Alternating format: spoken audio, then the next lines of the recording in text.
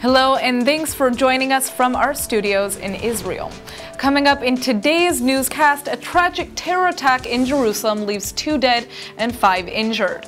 Presidential hopeful Donald Trump is still receiving support from Israeli Republicans despite his latest scandal, and the US and Israel go head-to-head over settlement expansion. I'm Natasha Kirchak here with the latest news in Israel.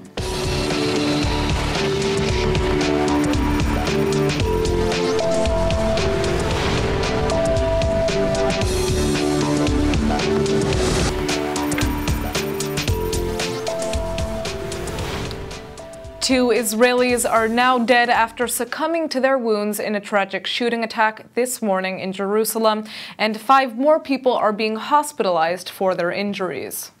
Earlier today, a 39-year-old Palestinian identified as Misbah Abu Sabih opened fire as he was driving by police headquarters on Chaim Bar Lev Street, which is a main road in Jerusalem that's also served by the city's light rail system. Abu Sabih is from East Jerusalem and was supposed to report to prison later that day to serve a sentence for incitement.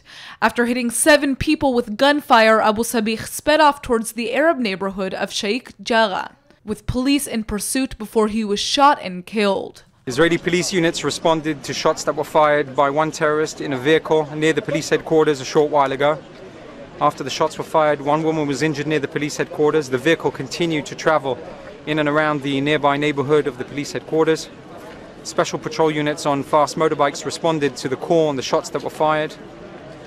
The police officers responded and shot and killed the terrorist in a gun battle. A number of individuals were also injured at the scene. Altogether, 4 people have been injured, 2 of them critically taken to hospital. And at the moment, the area is being examined, closed off. The vehicle of the terrorist is being examined as well. And heightened security continues in and around Jerusalem at the moment in order to prevent any further terrorist attacks from taking place. During the shootout, 2 police officers were wounded and 1 eventually succumbed to his injuries and passed away. The second victim in the attack to succumb to her wounds was a 60-year-old woman who was shot in the upper body. The identities of both victims have not yet been released, as the case is under a court-issued gag order. At least 5 other people were injured in the attack and are being hospitalized for their wounds, 3 of which are moderately injured. The attack has broken a spell of relative calm in Jerusalem following a months-long wave of violence that began last September. The Hamas terrorist organization has praised the shooting, calling it heroic and brave. The Israeli Prime Minister, on the other hand, is sending his wishes to the Israelis injured in the attack. ראשית אני מבקש לשלוח איחולי החלמה לפצועים, וגם לומר, כפי שזה נראה, מהדוחות שאנחנו מקבלים, שהייתה כאן פעולה מהירה מאוד, נחושה מאוד, של שוטרי משטרת ישראל, שדלקו אחר המחבל וחיסלו אותו. Officials have long been fearing a return to the wave of stabbing, shooting, and car ramming attacks that began last fall, since it's now holiday season again in Israel. In the last wave of terror, 34 innocent Israelis were killed, and over 200 Palestinians were killed, the majority of which were carrying out attacks. Joining us in the studio to shed some light on this tragic shooting is Knesset member Sharen Haskel, who is also a member of the Knesset's Foreign Affairs and Defense Committee, and Middle East analyst Dr. Mordechai Kedar. Thank you so much for coming in. Pleasure. Thank you. So to begin, this terror wave, has already been lasting for 10 months. There was some relative calm, but now it seemed to come back up again. As a member of the Foreign Affairs and Defense Committee, what do you think are the next steps that the government needs to take? Well, when we see what triggers it and what fuels those attacks, we know it's incitement. And as the Prime Minister said in his speech at the UN, he described the day, a Palestinian child going to a school where over there's incitement. Then he goes and he opened the television, and on the television there's incitement from the Palestinian Authority. Then he go to the social media, and there's incitement in the social media. And then he goes to go in prayer or for dinner with his parents, and they tell him that he'll become a holy person if he goes and murder other people. And this way of life, they live in a constant incitement. It's something that is very difficult to combat. This is something that the Palestinian Authority has to address. This is something that we've been working with the international community to put more and more pressure on the Palestinian Authority to stop this incitement, whether it's with funds that needs to be transferred to the Palestinian Authority and the demands in return to stop incitement, to condemn violence and murders. And there's other ways as well, through social media, where we know that this is one of the channels where it's being spread the most. We've got an open dialogue. The Ministry of Law, the Ministry of Justice, and the Ministry of Internal Defense, they have an open dialogue with the companies of social medias, YouTube, Facebook, Google, etc. And over there, we're in a constant dialogue on getting down pages that we know that are incitement. We are following up pages of leaders who are leading this incitement and going and actively working against them as well. So we're going to talk a little bit more about social media afterwards, but Dr. Kedar, Jerusalem is a constant target in this recent wave of terror. And we know that you have a specific plan for what we should do in the future with the West Bank, but is there any future solution for Jerusalem itself? Yes. To be officially, finally, part of Jerusalem. Because as long as they feel that a pressure on Israel will release Jerusalem from the Israeli grip, as they say, so they keep trying. Why nobody tries to take Nazareth out of Israel or Jaffa? Because they understood that Jaffa and Nazareth are forever will be part of Israel. Unfortunately, we don't, for 50 years almost, we did not succeed to convey the message that Jerusalem is ours, period. So how do you convey that message? We are not negotiating about Jerusalem. We are not talking about Jerusalem. Jerusalem was never any capital of any Arab or Islamic state. Jerusalem is not theirs. Jerusalem was ours when their forefathers were drinking wine, were burying the daughters alive, and were worshipping idols and idolaters 3,000 years ago. And if we were talking in such a style, they would understand that they can forget about Jerusalem and they will give up. Because when they face an iron wall, they give up. They don't want to die.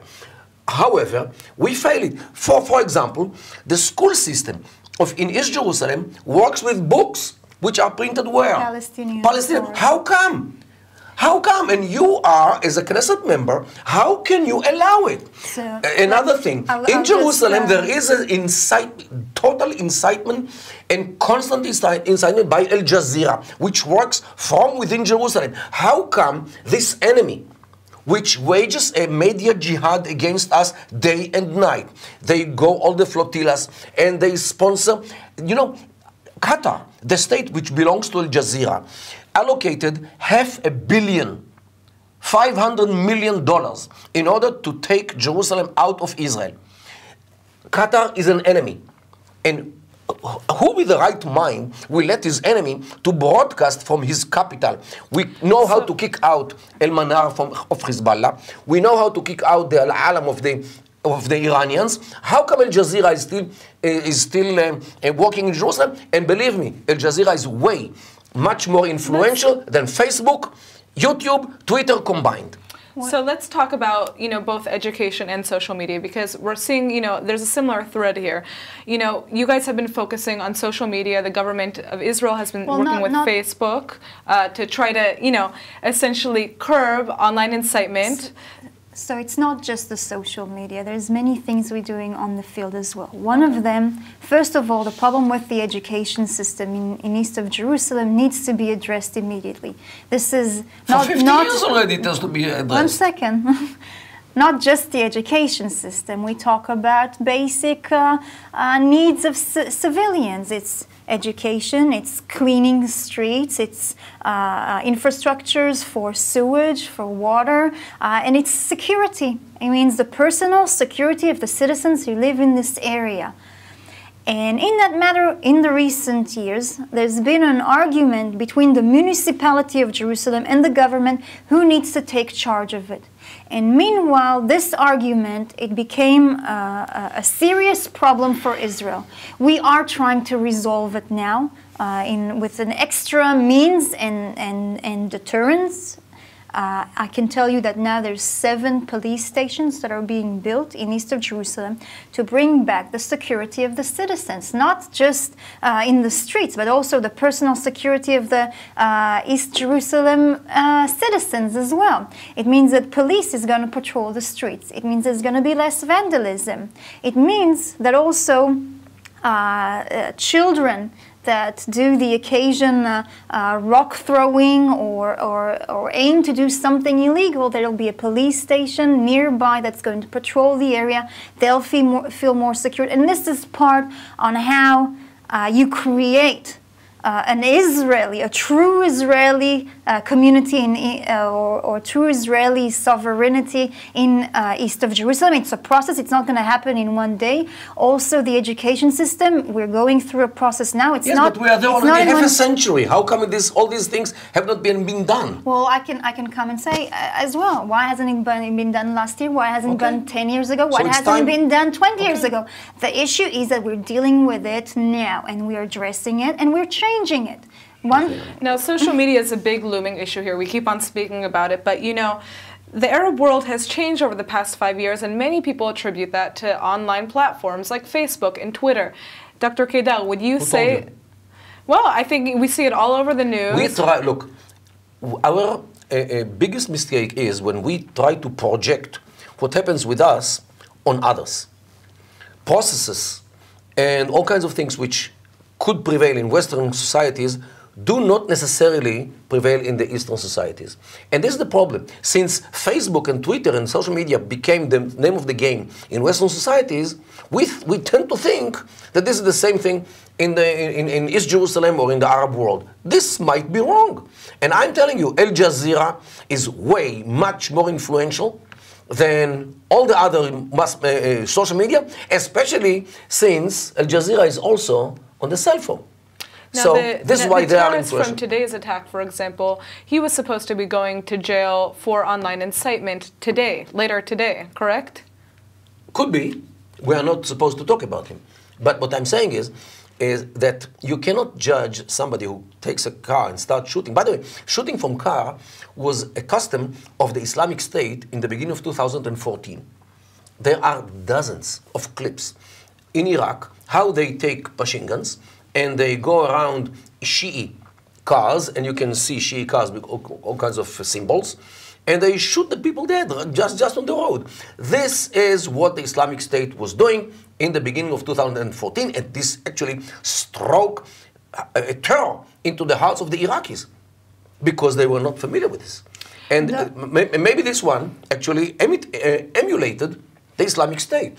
I'll disagree on what you've said before, just in the sense where the media has a lot to do with incitement, but it's not just that. It's also social media. It's also the education system. It's also the leader. And the social media is playing a crucial role in this incitement, and not just in Israel. I mean, if we look on Daesh, we know that they recruit through social media.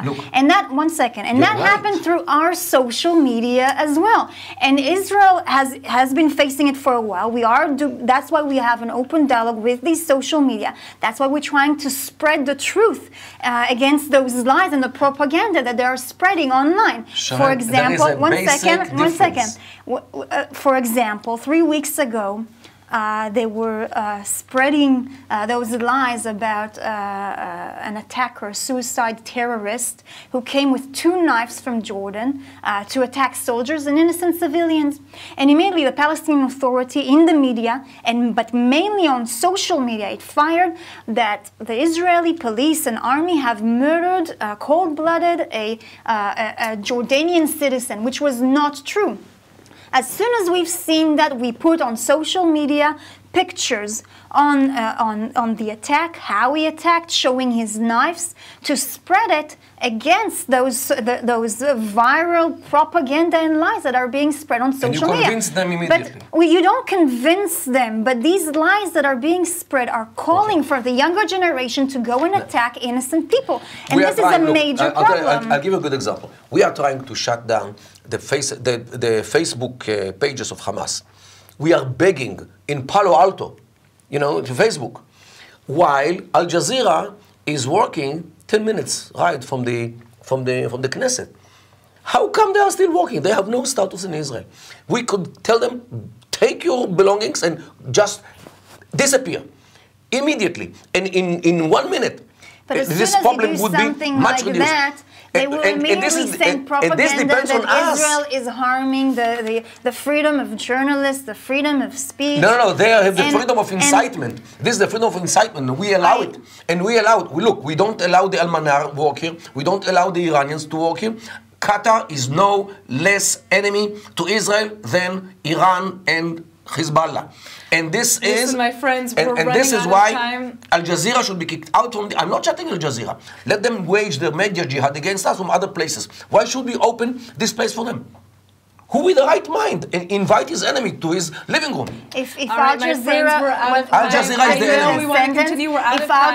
was our only problem, it wouldn't be as severe as this one. One of the major. They get Dr. Kedar. They get most of their information from people who spread it through social media, and then they broadcast in Israel will be a good step in the right direction. I think we can all come to the general conclusion that there are many reasons that are influencing the current wave of violence that we're experiencing in social media, and Al Jazeera, the media, are some of the big ones. Thank you guys both for coming in. We can only hope that... Thanks for inviting us.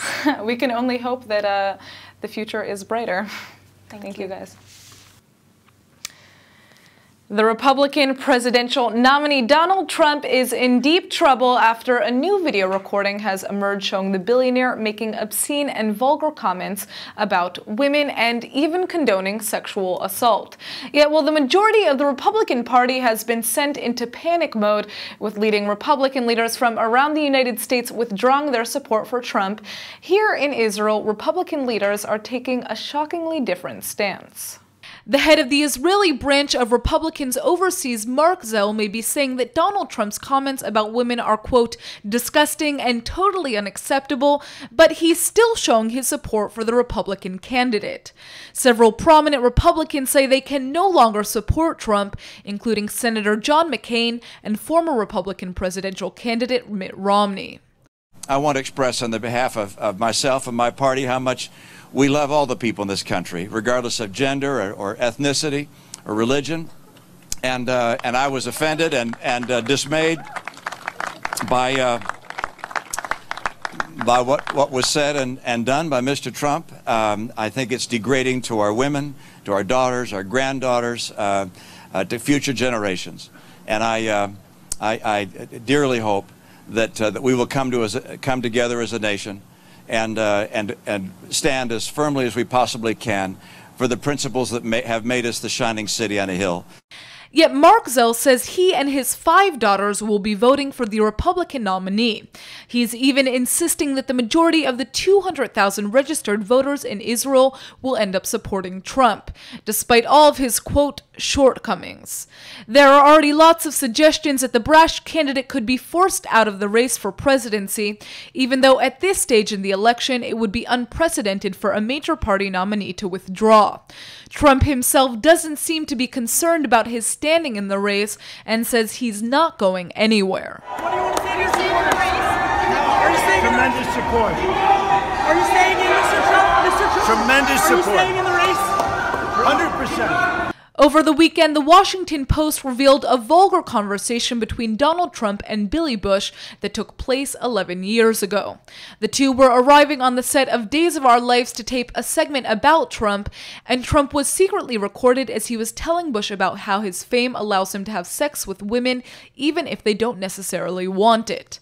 Trump has apologized for the vulgar conversation, but is calling the revelation a, quote, distraction from the issues we are facing today. Republican and Democratic critics, on the other hand, are claiming his words are tantamount to condoning sexual assault and are more relevant than ever. After Donald Trump's latest sexist scandal, it might seem natural that his support would waver in Israel, yet that may not necessarily be true. ILTV's Steve Leibowitz sat down with the head of the Republicans in Israel organization, Mark Zell, who says voters in Israel value Trump's support for Israel more than anything else. Let me tell you that the sector of the population where these issues, this might sound a little bit counterintuitive, but where these issues really resonate is not with the Jews, unfortunately, but rather with evangelical Christians. In this particular election, where Donald Trump is not especially excited about social conservative issues which evangelicals care about, abortion, same-sex marriage, that sort of thing, Israel has become one of their primary issues that's really getting them energized. We saw this with the Republican plank in the plank on Israel in the Republican platform. You know, immediately after it was passed by a unanimous vote and standing ovation, we got reports from all over North America about evangelical churches really being ecstatic about this one issue. All right, whereas the Jewish population probably didn't even know it happened. So that is the area where I think the Israel issues are going to be very important. Those are 80 million votes out there, and they're going to be important in the swing states. So, for people here in Israel, like myself and like yourself, we're very upset about this taxation legislation that went out that forces our records to be transferred over to the United States. Under a Trump administration, do you expect that that will be revoked? I believe so. First of all, the Republican Party platform calls for it explicitly, calls for the repeal of citizenship-based taxation and replacement in lieu thereof of residence-based taxation, which makes the FATCA issue moot. So I believe, and we've had discussions with the Trump campaign about this, I believe they're solidly behind us on FATCA, and I think Americans around the world will be very glad if we finally got a president in the White House who will do something to undo the damage that was done by the Democratic Congress and Obama in 2010. Is there still time for people that live in Israel to register, and if so, how do they do it? Well, we've got about a little over 2 weeks left, Steve, and so there's plenty of time.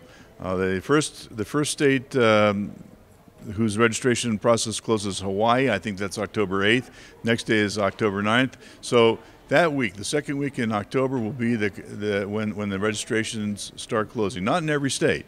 Some states you'll be able to do it even up to November. But I think everybody needs to think about October 9th as the deadline.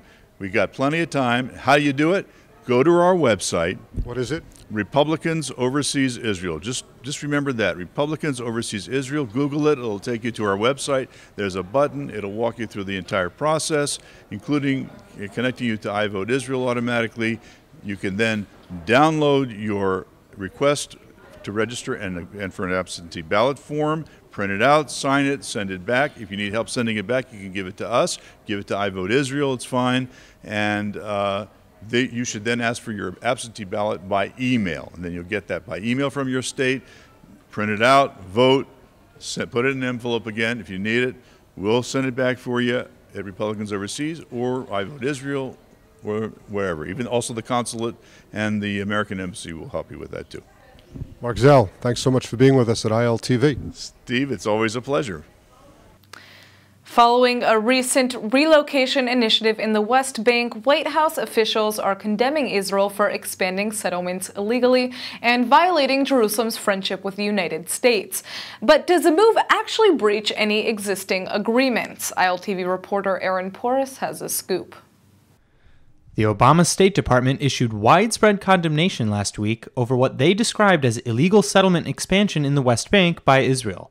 Criticisms leveled at the Jewish state included accusations that the alleged move was damaging to the prospect for peace. White House Press Secretary Josh Earnest said that the announcement to expand settlements goes against public assurances from the Israeli government that any new construction in disputed territory would stop until peace initiatives were underway.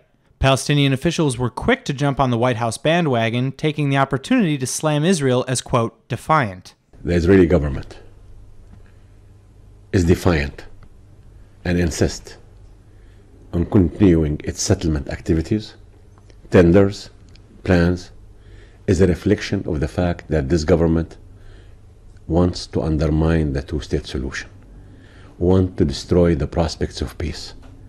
And that is the honest truth. Among other Israeli government officials, the Israeli Foreign Ministry sharply opposed the White House allegations, releasing a statement saying, quote, "The 98 housing units approved in Shiloh do not constitute a new settlement. This housing will be built in the existing settlement of Shiloh and will not change its municipal boundary or geographical footprint. The units are intended to provide a housing solution for the residents of Amona who were leaving their homes in accordance with the demolition order issued by Israel's High Court of Justice," end quote. Essentially, this would mean that far from creating new settlements in spite of existing negotiations, the Shiloh settlement expansion would really be better described as a relocation of Jews already living in the West Bank, which actually is in compliance with previous deals and requests. Remaining unconvinced, the spokesperson for anti-settlement NGO Peace Now had this to say. It's a slam in the face of the President of the United States, and it is against the Israeli interest of getting to peace. And I think that our government is gone crazy for 40 families that are on an illegal settlement and is ready to give up the essential Israeli interests for supporting those settlers. Not backing down, however, the Israeli Foreign Ministry statement continued as saying, quote, "The real obstacle to peace is not the settlements, a final status issue that can and must be resolved in negotiations between the parties, but the persistent Palestinian rejection of a Jewish state in any boundaries." Now for our Hebrew word of the day. They say if there's a will, there's a way, so today's word is ratzon, which means will in Hebrew. Israelis like to say en dvar haomed bifnei haratzon, or there's nothing that stands in front of will, because over here it's widely believed that if you try hard enough you can achieve anything. Willpower is viewed as the key to success, so keep that in mind if your Israeli friend won't stop badgering you to come to a party. She probably just thinks if she pushes you hard enough, you'll cave in. And all props to her. Willpower, known as koach ratzon in Hebrew, is like a muscle, so the more you use it, the stronger it gets. All right, let's go ahead and take a look at the weather forecast. It's the beginning of a new week. Monday is expected to be partly cloudy with a high of 83 degrees. The weather should stay the same through Tuesday. All right, everybody, that's it for today's news. Today's exchange rate is 3.81 shekels to the American dollar. Remember to sign up for our daily newsletter at iltv.tv, and don't forget to check out our next update at 8 p.m. Eastern Time. Thanks for watching, and see you tonight.